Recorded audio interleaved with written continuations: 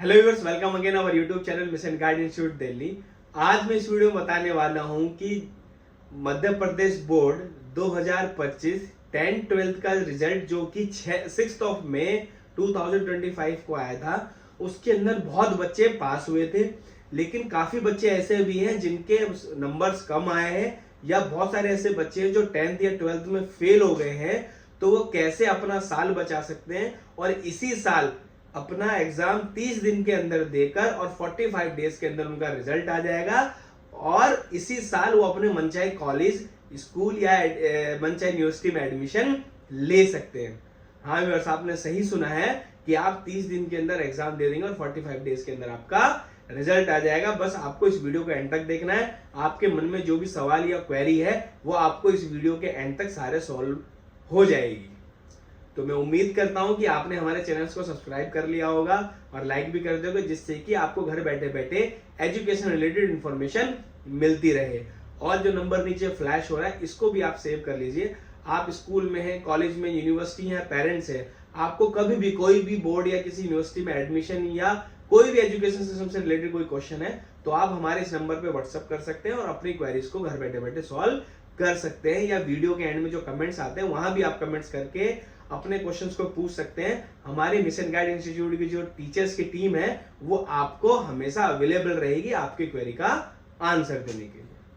तो चलिए viewers, main ये था कि हमने एमपी बोर्ड से एग्जाम दिया 10th और 12th का और उसमें मैं फेल हो गया।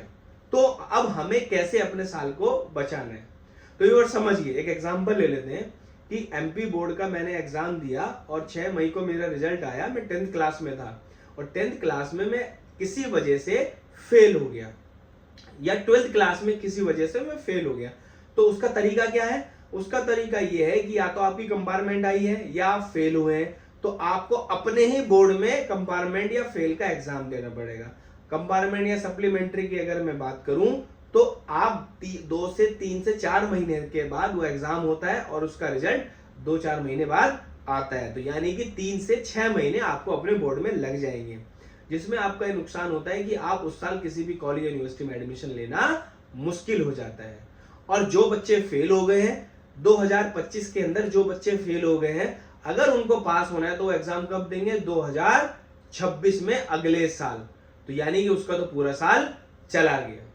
तो इन चीजों से बचने के लिए भारत सरकार ने एक बोर्ड बनाया जिसका नाम है NIOS board, national institute of open schooling. इस बोर्ड के अंदर भारत सरकार ने 1989 में इस बोर्ड को बनाया था और इस बोर्ड को बनाने का मकसद ये था कि जो एवरेज बच्चे हैं, जो एवरेज स्टूडेंट्स हैं, वो अपनी 10th और 12th इस बोर्ड से कर सकते हैं। जैसे कोई बच्चा पढ़ने में थोड़ा कमजोर है या वो रेगुलर पढ़ नहीं सकता, या हाउस वाइफ है जो घर पर रहती है, पढ़ना चाहती है, पास करना चाहती है 10th 12th, या कोई नौकरी कर रहे हैं, छूट गई थी 10th 12th, दोबारा से करने चाहते हैं, तो ऐसे बच्चों के लिए ओपन स्कूलिंग शुरू किया गया था। तो जो बच्चे एवरेज स्टूडेंट हैं, किसी वजह से फेल हो गए, वो NIOS बोर्ड में एडमिशन लेने के बाद 30 डेज के अंदर एग्जाम देने के बाद 45 डेज में उनका रिजल्ट आ जाएगा और वो इसी साल पास हो जाएंगे। इसका तरीका क्या होता है मैं समझा देता हूं।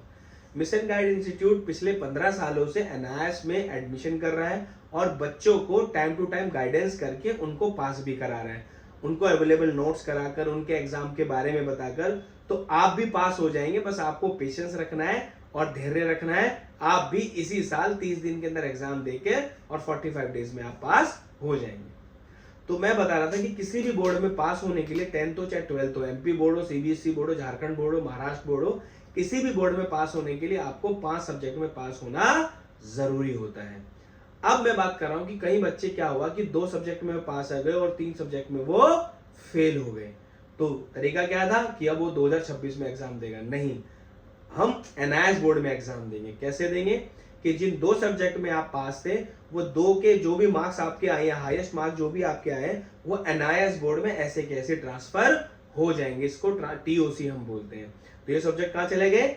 NIOS बोर्ड में। और जो 3 सब्जेक्ट बचे थे, जो जिसमें आप फेल थे, उनके एग्जाम आपको NIOS बोर्ड में देने होंगे।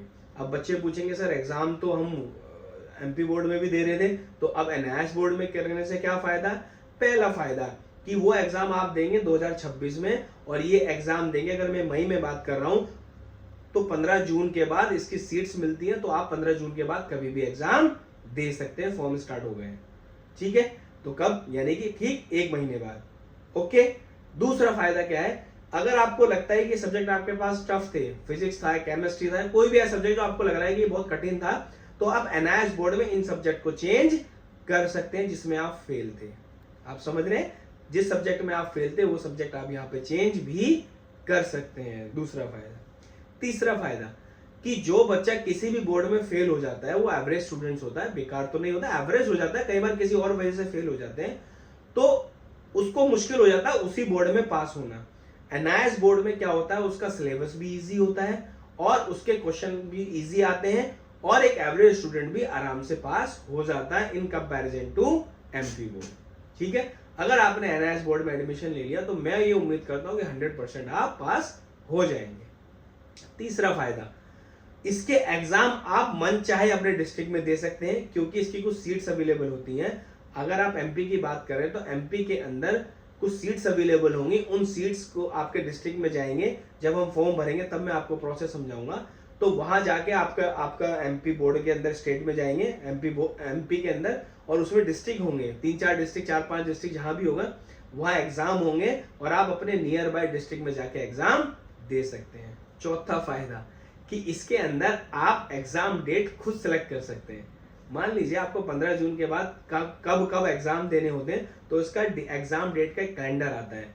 उस कैलेंडर के अंदर जाके आप चाहते हैं कि मैं 6 तारीख को एग्जाम दूं, 7 तारीख को एग्जाम दूं, मैं 2 दिन के बाद एग्जाम दूं, सीट अवेलेबल होंगी तो आप एग्जाम दे सकते हैं। ये मैं प्रोसेस आपको दिखाऊंगा आगे चल के। लास्ट एंड फाइनल, जब आप एग्जाम दे देंगे तो बोर्ड बोलता है एग्जाम के 45 डेज बाद मैं आपको रिजल्ट दे दूंगा। तो जैसे आप मान लीजिए आपने 15 जून, 20 मई, या मैं कहता हूँ 1 जुलाई को भी दिया, तो 1 अगस्त तक आपका रिजल्ट आ जाएगा और आप उसी साल अपने स्कूल या कॉलेज में एडमिशन ले लेंगे। तो एनआईएस बोर्ड इस तरीके से आपकी हेल्प करता है। समझे व्यूअर्स? मैं अब आपको इसके फॉर्म का प्रोसेस समझा देता हूँ। आइए व्यूअर्स देखते हैं। एनआईएस बोर्ड के अंदर जो एडमिशन प्रोसेस होता है उसका थोड़ा अलग तरीका है, तो मैं आपको समझा देता हूँ, थोड़ा ध्यान से देखिएगा। अगर मैं एनआईएस बोर्ड की बात करूं, एनआईएस बोर्ड में जो एडमिशन होता है वो 4 तरीके से होता है, जिसको ज़्यादातर स्ट्रीम 1, स्ट्रीम 2 और स्ट्रीम 3, स्ट्रीम 4, और उसमें ब्लॉक 1, ब्लॉक 2। तो हमें ज़्यादा डिटेल में जाना नहीं है, हमें अपना फॉर्म भरना, अपनी 10th-12th करनी है।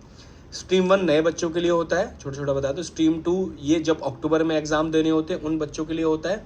मेन हम फोकस करेंगे यहाँ पर स्ट्रीम 3 और स्ट्रीम 4 की तरफ, इन दोनों पे ध्यान देना है। स्ट्रीम 3 उन बच्चों के लिए होता है जो 10th क्लास में होते हैं, और स्ट्रीम 4 उन बच्चों के लिए होता है जो 12th क्लास में होते हैं। ठीक है, stream 3 4 10th class, stream 4 12th class. Stream 3 stream 4 में जो फॉर्म भरे जाते हैं ये उन्हीं बच्चों के लिए भरे जाते हैं जिनको एग्ज़ाम कब देना है, 30 डेज़ के अंदर। कितने दिन के अंदर देना है? 30 डेज़ के अंदर।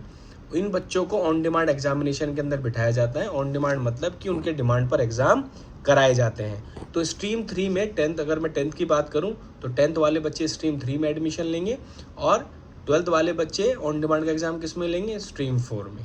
ठीक है, एक चीज़ ये क्लियर हुई। उसके बाद इसका एक फ्लो चार्ट होता है, मैं बता देता हूँ एडमिशन कैसे लेते हैं। तो सबसे पहले हमें एडमिशन लेने के लिए क्या करना पड़ेगा? हमें जाना पड़ेगा फर्स्ट प्रोसेस, ये मोबाइल से रजिस्टर करना पड़ेगा, उससे हो जाएगा।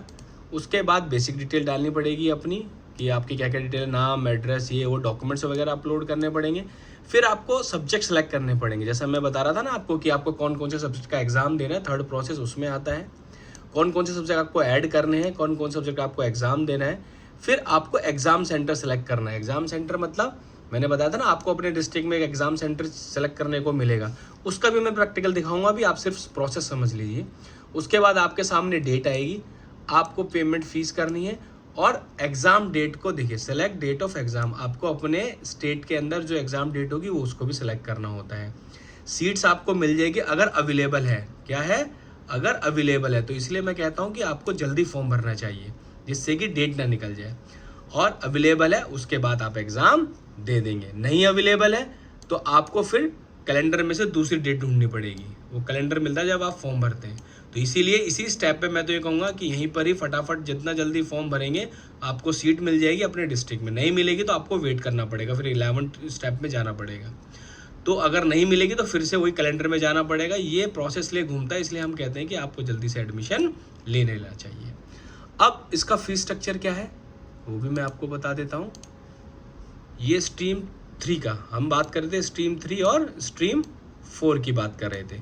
स्ट्रीम 3 किसके लिए था, मैंने आपको बताया था 10th क्लास के स्टूडेंट्स के लिए। तो उसका रजिस्ट्रेशन फीस 480 हो जाता है। जितने सब्जेक्ट एग्जाम दोगे 500 उसका, अगर वो प्रैक्टिकल एग्जाम है तो उसका 200 एक्स्ट्रा चार्ज लगेगा। टीओसी जो सब्जेक्ट का टीओसी करते हैं, मतलब जो 5 सब्जेक्ट आप लेके जाओगे उसका आपको अलग से चार्ज देना पड़ता है। और ये अगर आप सब्जेक्ट को ऐड करते हैं कुछ तो उसका 720। अगर आप 12th में एनआईएस बोर्ड का एग्ज़ाम देना चाहते हैं तो 12th के लिए स्ट्रीम 4 है, उसका भी चार्जेस 480 पर subject, 500 theory, 200 additional practical subject के लिए और 184 टीओसी। तो इस तरीके से एक लमसम फीस आपकी आ जाती है। अब मैं बताता हूँ फॉर्म कहाँ से भरना है। फॉर्म भरने के लिए आपको एनआईएस की वेबसाइट पे जाना पड़ेगा जो होती है NIS.in, ठीक है। यहाँ पर जाने के बाद ये एडमिशन प्रोसेस है। इसके अंदर देखिए कि मैंने बताया था ना आपको 4-5 तरीके से होता है। तो आपको कहाँ जाना है, ऑन डिमांड एग्जामिनेशन में। सबसे पहले आपको सीट चेक करनी है कि आपके स्टेट में सीट है या नहीं है। अब मैं तो आपको यहाँ ये इंडिया आ गया स्टेट, और ये यहाँ पर आपको अपना MP देखना है कि आपके एरिया में किस जगह पर सीटें हैं, कैसे आप वो कर सकते हैं। ये आ गया जी आपका मध्य प्रदेश, ठीक है। इसके डिस्ट्रिक्ट है, इन 30 डिस्ट्रिक्ट में एग्ज़ाम होता है। फॉर एग्जांपल मैं भोपाल ले लेता हूँ, तो भोपाल में एग्ज़ाम सेंटर ये मिलेगा आपको। अभी इसमें कोई डेट नहीं है देखिए, तो फिर मैं ले लेता हूँ ग्वालियर या जबलपुर। तो ग्वालियर में ले लेता हूँ ये। तो ये पूरा डिटेल आ गया इसका। और ये देखिए ये कैलेंडर का पूरा डेट आ गया। 3 तारीख में 28 सीट अवेलेबल है, 29 तारीख में ये अवेलेबल है। तो इस हिसाब से इन सीट्स में आपको एडमिशन लेना है। जिस डेट को आपको लगता है मैं यहाँ इस दिन अवेलेबल हूँ, उस दिन आप इसमें सीट को सेलेक्ट कर लेंगे और अपने स्टेट में ही एग्ज़ाम दे सकते हैं। और ये ध्यान रखना इन तीनों डिस्ट्रिक्ट में ही होता है आपका एग्ज़ाम। तो जो आपके पास है उसमें एडमिशन ले लेंगे। सीट चली गई तो फिर आपको दूसरे डिस्ट्रिक्ट में जाना पड़ेगा। तो इसलिए जल्दी एडमिशन लेके जल्दी से अपना एडमिशन ब्लॉक करवा सकते हैं आप। आसान प्रोसेस है, सिर्फ आपको एनआईएस बोर्ड में एडमिशन लेना है। जिस प्रोसेस से मैंने आपको समझाया था, जो फीस मैंने बताई थी, जो डॉक्यूमेंट्स मैंने आपको बताए, उससे आपको एमपी बोर्ड में एनआईएस बोर्ड में एडमिशन लेना है और इसी साल आप पास हो जाएंगे। मिशन गाइड इंस्टीट्यूट पिछले 15 सालों से फॉर्म भर रहा है और बच्चों की हेल्प कर रहा है। अगर आप खुद भरना चाहते हैं भर सकते हैं, किसी एक्सपर्ट से भरवाना चाहते हैं तो उनसे भरवा सकते हैं, और मिशन गाइड इंस्टीट्यूट के टीचर से फॉर्म भरवाना चाहते हैं तो आपको अपनी क्लास और अपना 10th या 12th का जो भी सर्टिफिकेट हमारे टीचर मांगेंगे वो आपको देना पड़ेगा, अपना आधार कार्ड देना पड़ेगा। तो वो आपका एडमिशन प्रोसेस करके आपको टाइम टू टाइम गाइड करते रहेंगे, कब आपको एग्जाम देना है, कब आपका रिजल्ट आएगा और कब आप प्रैक्टिकल एग्जाम देने चाह रहे हैं। तो ये सारी डिटेल आपको मिशन गाइड इंस्टीट्यूट से मिलती रहेगी। ओके व्यूअर्स, तो मैं उम्मीद करता हूँ कि इस वीडियो में आपको समझ में आ गया होगा कि एनआईएस बोर्ड में ऑन डिमांड का एग्जाम भरकर आप कैसे अपना साल बचा सकते हैं। तो चलिए viewers, thank you for watching this video and best of luck for your future.